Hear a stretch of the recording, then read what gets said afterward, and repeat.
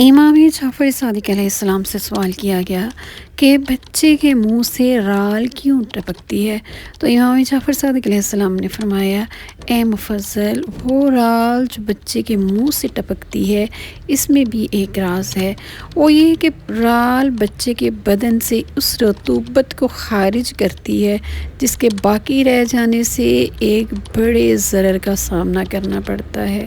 کیا تم نے نہیں دیکھا کہ جس بچے پر اس رطوبت کا غلبہ زیادہ ہو جاتا ہے تو وہ رطوبت اسے دیوانگی اور اختلال عقل سے دوچار کر دیتی ہے؟ امام جعفر صادق علیہ السلام کے اس فرمان کے مطابق ماں اگر یہ دیکھے کہ جیسے عام طور پہ کم مقدار میں رال نکلتی ہے تو اس سے بچہ کم عقلی، فالج، پاگل پن جیسے امراض سے دور رہے گا، لیکن اگر رال بہت زیادہ بہہ رہی ہے تو آپ کو اپنی ڈاکٹر سے رجوع کرنا چاہیے۔ لیکن اگر 2 سال کے بچے کے منہ سے رال زیادہ نکلتی ہے تو 2 سال کے بچے کے والدین کو ڈاکٹر سے رجوع کرنا چاہیے۔ اپنا اور اپنے بچے کی صحت کا خیال رکھیں۔ اللہ حافظ۔